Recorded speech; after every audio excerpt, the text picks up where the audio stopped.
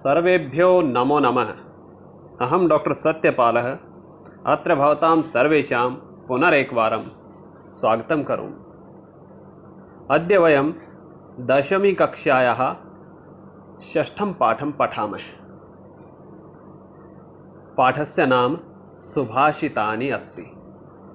अस्मिन् पाठे 10 श्लोकाः सन्ति, येषां गायनम् अस्माभिः इतः पूर्वस्मिन् भागे कृतमस्ति।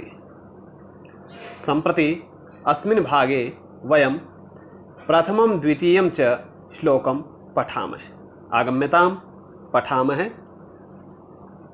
प्रथमः श्लोकः। आलस्यं हि मनुष्याणां शरीरस्थो महान् रिपुः, नास्त्युद्यमसमो बन्धुः कृत्वा यं नावसीदति। अस्य अन्वयः हि आलस्यं मनुष्याणां शरीरस्थः महान् रिपुः वर्तते, अथ च उद्यमसमः बन्धुः नास्ति यं कृत्वा मनुष्यः न अवसीदति। अत्र कानिचन पदानि कोष्ठके प्रदत्तानि सन्ति। एतानि पदानि केवलम् अर्थपूर्णाय एव सन्ति। अन्वय जो आपने अभी देखा, इसमें कुछ पद ब्रैकेट में है, जैसे वर्तते, अथ च, मनुष्यः, ये अर्थ को पूरा करने के लिए हैं। क्योंकि अन्वय हिंदी या अन्य भाषा में जब हम किसी श्लोक का अर्थ करते हैं तो उसके दृष्टि से पदों का अनुक्रम रखा जाता है, यानी अर्थ की दृष्टि से पदों को आगे पीछे रख दिया जाता है। तो यहाँ भी इसी प्रकार से जब पदों को हम आगे पीछे रखते हैं तो कुछ पद हमें अलग से भी आवश्यक हो जाते हैं कई बार, जिनसे हम श्लोक का अर्थ पूर्ण करते हैं। यहाँ कुछ संधिच्छेद हैं। शरीरस्थो महान में शरीरस्थः महान ओ की जगह पर विसर्ग हैं। नास्त्युद्यम समो बन्धुः, न अस्ति उद्यम समः बन्धुः। नावसीदति, न अवसीदति।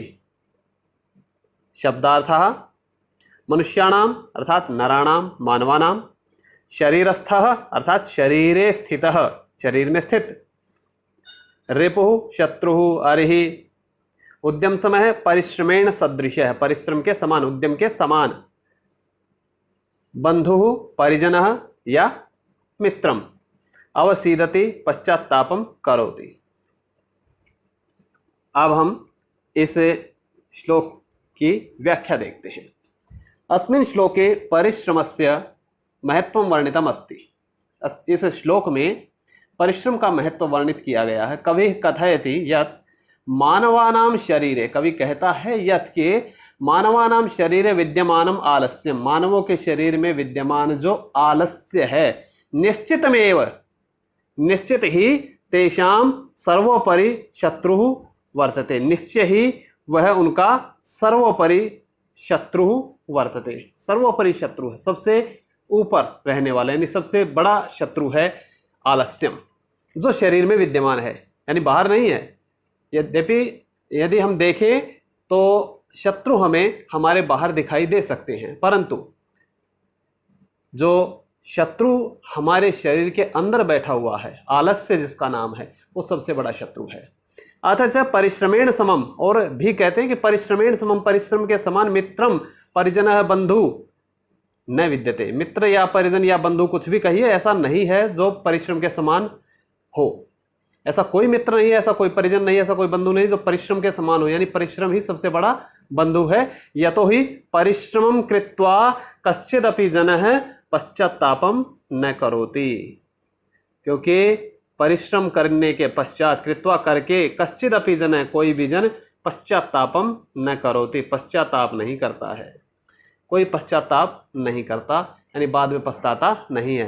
ये तत्व इसकी व्याख्या में थोड़ा सा और विस्तार हम दे देते हैं भावार्थ की दृष्टि से।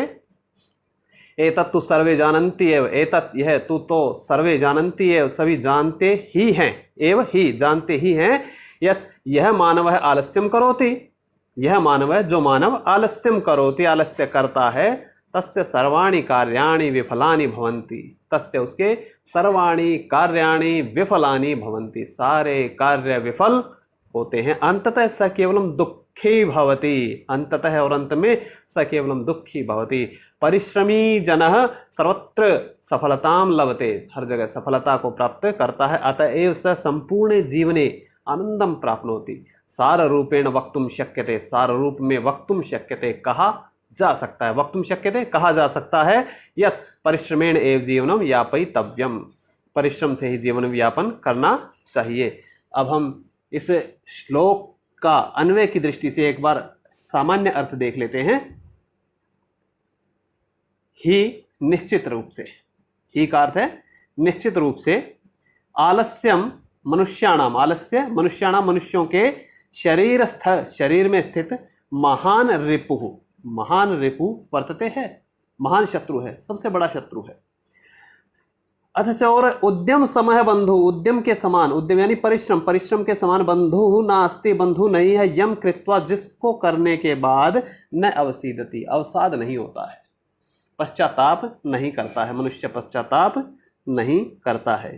यह इसका अर्थ है सामान्य। अब आप इसकी व्याख्या और इसका सामान्य अर्थ भी देख चुके हैं।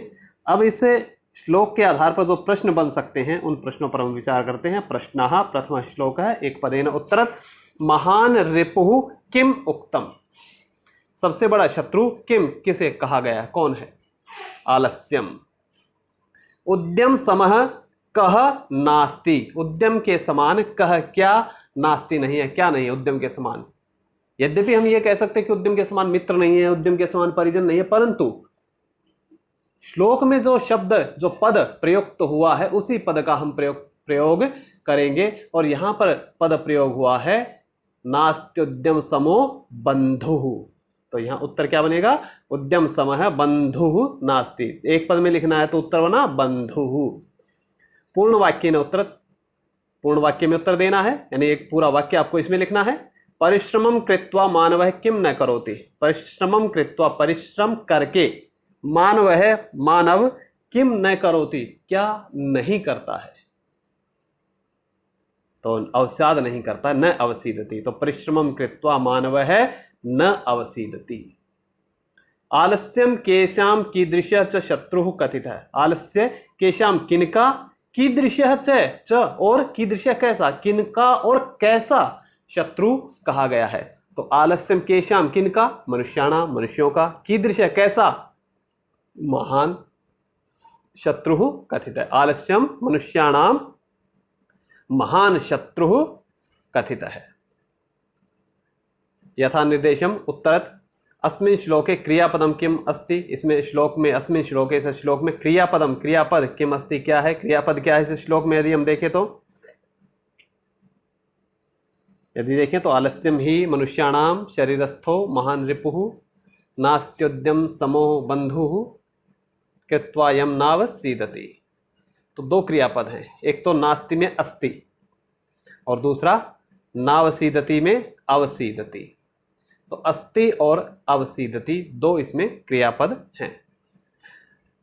शत्रु इत्यस्य पदस्य पर्याय पदम किम प्रयुक्तम, शत्रु का पर्याय पद क्या है? पर्याय पद समझते हैं आप, पर्याय पद यानी पर्यायवाची समानार्थक। शत्रु का समानार्थक इसमें क्या है? शत्रु का समानार्थक रिपुः। तीसरा प्रश्न है अस्ति इत्यस्य पदस्य विलोम पदम किम प्रयुक्तम, अस्ति इसका विलोम पद, इस पद का विलोम पद क्या प्रयुक्त हुआ है? अस्ति का नास्ति। पश्चातापम करोति, पश्चाताप करता है, इत्यर्थ है, इस अर्थ में किम पदम, क्या पद श्लोक में प्रयुक्त हुआ है, इसके लिए क्या पद श्लोक में प्रयुक्त हुआ है? अवसीदति। न हटा देंगे इसमें से, नावसीदति में से, पश्चातापम करोति के लिए अवसीदति। रिपुः इति पदस्य विशेषण पदम किम प्रयुक्तम, रिपुः इस पद का, इसी पद से, इस पद का विशेषण पदम, विशेषण पद क्या, किम प्रयुक्तम, क्या प्रयोग हुआ है? रिपु संज्ञा है, शत्रु, शत्रु कैसा शत्रु, उसकी विशेषता क्या है? महान। क्या पद प्रयोग हुआ है? महान। तो विशेषण क्या हुआ उसका? महान।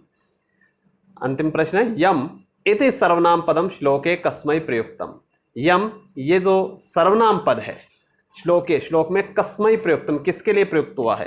यदि हम ध्यान से देखें तो कहते कृत्वा यम, कृत्वा करके, यम जिसको करके न अवसीदति, अवसाद नहीं होता है, जिसको करने के पश्चात मनुष्य पश्चाताप नहीं करता है। किसको करने के पश्चात? उद्यम।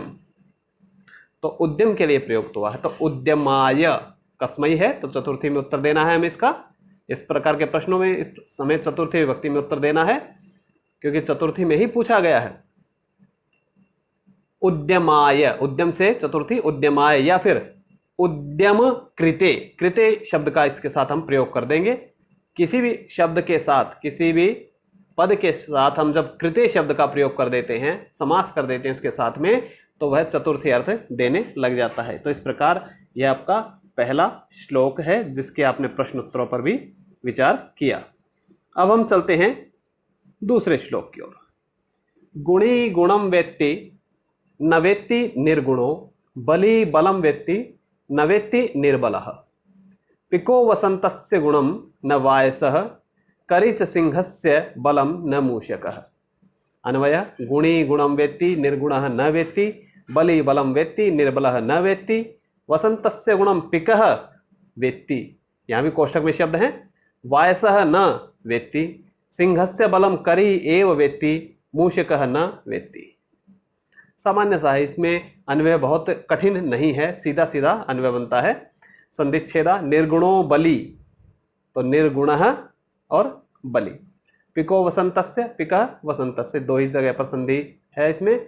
शब्दार्थ देखें तो वेत्ति जानाति, वेत्ति जानाति जानता है, पिकः कोकिलः, वायसः काकः, करी गज हस्ति हाथी जिसको आप कहते हैं, बलम शक्ति, ये इसके शब्दार्थ हैं। अब इनकी व्याख्या देख लेते हैं कि व्याख्या में क्या कहता है। अस्मिन् श्लोके उक्तम, व्याख्या है, अस्मिन् श्लोके उक्तम, इस श्लोक में उक्तम कहा गया है, उक्तम अस्ति कहा गया है, यत् कि यह गुणवान भवति, जो गुणवान होता है, स एव गुणानां महत्वम जानाति, स एव वह ही गुणानां महत्वम जानाति, गुणों के महत्व को जानता है।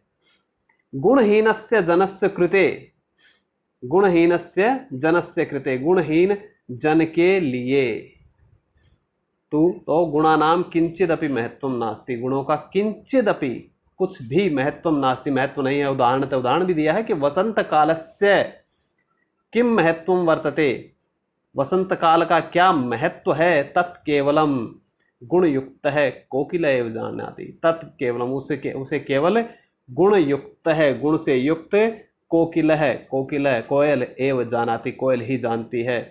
गुण रहितस्य काकस्य कृते तु, गुण रहित काक के लिए, कौवे के लिए तो वसंतर्तु अपि तथैव अस्ति, वसंतर्तु वसंत ऋतु अपि भी तथैव अस्ति, वैसी ही है, यथा अन्ये ऋतवः, जैसे दूसरी बाकी ऋतु। एवमेव बलस्य अपि महत्वम बलवान एव समवगच्छति, एवमेव इसी प्रकार से बलस्य महत्वम अपि, बल का महत्व भी बलवान एव समवगच्छति, बलवान ही जानता है, इस बल का महत्व भी बलवान ही जानता है। यह स्वयं बलहीन है, जो स्वयं बलहीन है, तस्य जनस्य कृते, उस जन के लिए, बलम अपि एकम निरर्थकम वस्तु अस्ति, बल भी एक निरर्थक वस्तु है। उदाहरण के लिए, सिंहः कियान बली, सिंहः शेर, कियान बली कितना बली है, कितना बलशाली, वर्तते है, एतत्तु केवलम बलशाली गजः एव जानाति, यह तो केवल बलशाली हाथी ही जानता है। निर्बलः मूषकः तु एतस्मिन् विषये, निर्बल जो बिना बल का, बलहीन कमजोर मूषक चूहा है, एतस्मिन् विषये अनभिज्य एव अस्ति, इस विषय में अनभिज्य ही है। अब अन्वय की दृष्टि से इसका हम एक सामान्य अर्थ देख लेते हैं। गुणी जो गुणवान है, जो गुणवान है, गुणम वेत्ति गुण को जानता है, वेत्ति जानाति जानता है, गुणी गुण को जानता है, यानी गुणों के महत्व को जानता है कि क्या गुण का महत्व होता है, गुण क्यों चाहिए, गुण क्यों होने चाहिए। यह कौन जान सकता है? जो स्वयं गुणी है। निर्गुण है, जो निर्गुण है, जिसमें कोई गुण नहीं है, न वेत्ति नहीं जानता, वो नहीं जानता है कि गुणों का क्या महत्व हो सकता है, किस लिए आवश्यक है जीवन में गुणों का होना। बली बलम वेत्ति, बली ही बल का महत्व जान सकता है, जो स्वयं बलशाली है वही बल का महत्व जान सकता है कि बल क्यों आवश्यक है। बल से क्या कार्य हो सकता है, किस प्रकार कार्य सिद्ध किए जा सकते हैं। निर्बलः न वेत्ति, निर्बल को नहीं पता है, निर्बलः न वेत्ति नहीं जानता है। उदाहरण भी दिए हैं यहाँ पर। यदि हम पहला देखें कि गुणों के बारे में देखें तो वसंत और कोयल और कौवे का उदाहरण दिया है, और बल के विषय में शेर और हाथी तथा चूहे का उदाहरण दिया गया है। कि जो गुण के बारे में यदि हम बात करें कि गुणों को गुणशाली व्यक्ति ही जानता है, गुणवान व्यक्ति ही जानता है, गुणहीन व्यक्ति नहीं जानता है। तो कैसे, वसंतस्य गुणम, जो वसंत का गुण है कि वह वसंत कैसी सुंदर ऋतु है, वसंत का हमारे जीवन में, हमारे मानसिक रूप में, हमारे प्राकृतिक वातावरण में क्या महत्व है, उस वसंत के गुण को पिकह यानी कोयल व्यक्ति जान सकती है, कोयल ही जानती है। वैसह न, कौवा नहीं जानता। कौवे के लिए तो सारी ऋतुएं बराबर हैं, क्योंकि वह गुणवान नहीं है, गुणहीन है। तो गुणवान ही गुणों का महत्व जान सकता है। और बल के बारे में कहता है सिंहस्य बलम, शेर का क्या बल है उसके बारे में करी ये व्यक्ति, हाथी ही जान सकता है, क्योंकि हाथी स्वयं बलशाली है, तभी वो बल के महत्व को जान सकता है। शेर का कितना ज्यादा बल है कि हाथी को भी शेर मार देता है, सिंह मार देता है। तो हाथी जैसे बलशाली प्राणी को मारने वाला सिंह कितना बलशाली होगा, इस बल के महत्व को हाथी ही जान सकता है। निर्बल है मूषक है, जो निर्बल मूषक है न, वो नहीं जान सकता है। सार रूप में यदि कहें तो जो व्यक्ति जैसा है वो उस प्रकार के महत्व को जानता है। यदि कोई विद्वान है तो वो विद्या के महत्व को जानता है।